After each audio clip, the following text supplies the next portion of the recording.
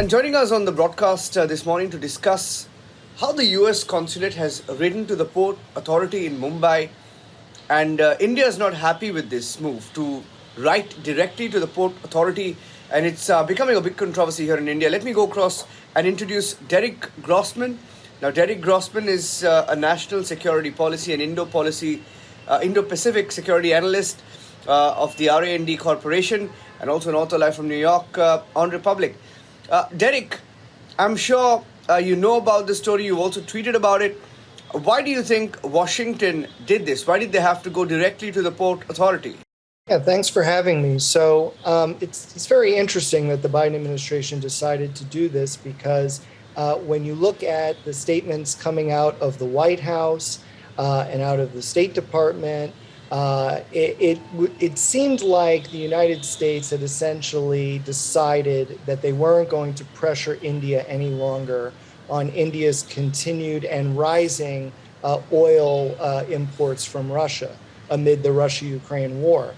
And then we catch wind of the story you just mentioned, which is, the U.S. consulate in Mumbai writing a letter to the Port Authority of Mumbai recommending that they do not allow Russian ships to pull into the harbor there. And so it kind of speaks to the Biden administration attempting to take a different approach, which is more of an economic approach. Maybe, I'm not sure if the Port of Mumbai is private sector per se, but at least in the United States, port authorities typically are kind of straddling the line between government and private sector. So to me, it represented a change in tactics to see if maybe they could get some traction with the Port of Mumbai. And of course, the Port of Mumbai reported it up the chain to the Indian government, and the Indian government told them, do not go forward with that proposal. So here we are. I do think it's interesting that the U.S. has not entirely quit on pressuring India on its oil imports from Russia.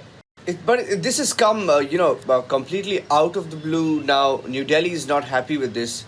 And, their response is stern, saying that it's New Delhi's sovereign right to deal with global partners and national interest. And Russia is aware, Washington is aware about India's oil needs and our strategic, interests in the region. Now, the fact that they've bypassed Delhi to write this letter is the reason why, it hasn't gone down well. You think Washington could have avoided this? What would have gone through their mind to bypass the diplomatic route and go directly? Yeah, it really is kind of surprising and frankly, I think disappointing that the Biden administration did not realize that this would be an own goal. To think that they would write a letter to the Port Authority of Mumbai and it would stay just within that channel and not somehow get to someone in government is kind of perplexing to me.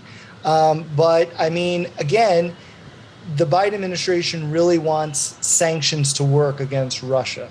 Okay, and they are pulling out all the stops, not just with India, but other countries as well, who continue to import. And by the way, it's not just Russian oil, it's coal, it's, natural gas, it's everything, right?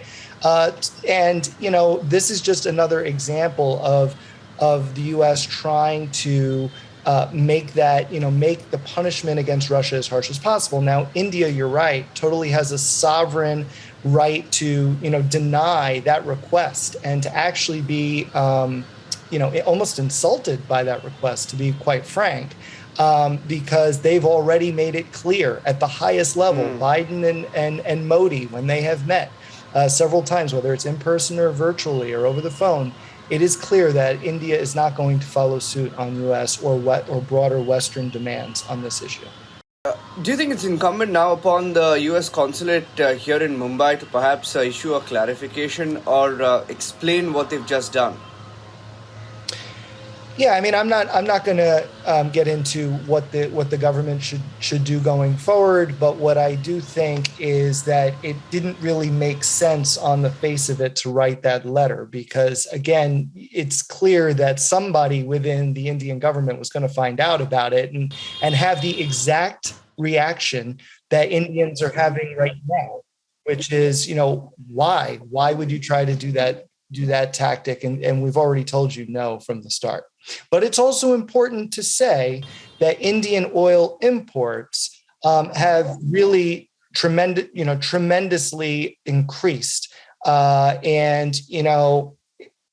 I mean, I can give you numbers. There was a Reuters report that came out a few days ago noting that in May, India imported 819,000 barrels per day.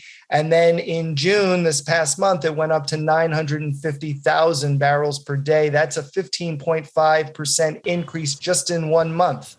And Saudi Arabia is no longer India's number 2 oil export partner. It's now Russia. Iraq is number 1, right? So when the External Affairs Minister Jaishankar a few months ago publicly stated that India does not import nearly as much oil as, say, Europe does, right?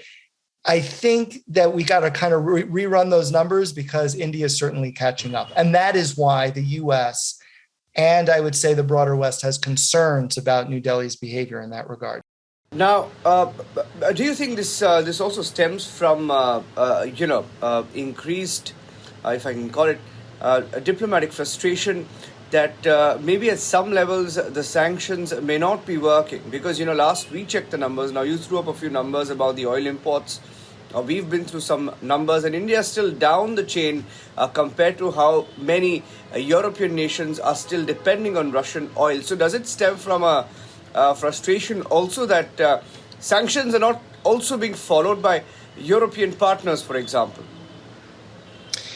Yeah, I mean, I think there's a story there. Of course, we don't know how the Biden administration is thinking about this internally, but some people do, but I don't. I think that yes, there's continued frustration that they can't get everybody on board. And you're right, even European countries are still importing resources from Russia, though, again, European countries have also decreased for the most part their imports. There may be some examples of minor increases here and there, but for the most part, the trend is downward, whereas the trend with India is upward. And that is what is of really pressing concern to the United States. And I think that's why you're seeing the Biden administration resort to these types of new tactics, like the Mumbai letter.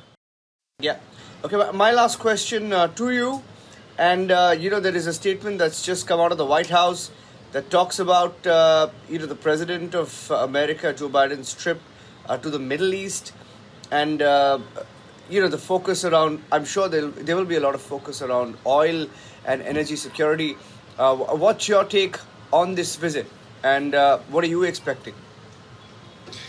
Yeah, definitely not my portfolio. I'm an Indo-Pacific analyst, but, what happens in the Middle East is certainly going to have ramifications for the Biden administration's Indo-Pacific strategy. And what I think you're seeing right now is a reset in U.S.-Saudi ties. And I think that India is probably going to welcome that because Saudi Arabia has become an increasingly close partner for India, not just for oil, but in other ways as well, counterterrorism, for example. I think the concern among Indo-Pacific analysts like myself is that, we don't want to see the U.S. get bogged down in the Middle East again and lose sight on what we believe is the priority region, that being the Indo-Pacific. We're already seeing with Russia's invasion of Ukraine that, the Biden administration may not be able to continue its primary focus on the Indo-Pacific because now there's a war in Eastern Europe, right? So, I mean, as an example, legislation recently, $40 billion, I think it was $40 billion in assistance for Ukraine, for the Ukrainian military, right? We would like to see some of that assistance go to the Indo-Pacific to deal with China and to deal with North Korea. Yeah. Derek Grossman, thank you for your time and speaking to Republic TV.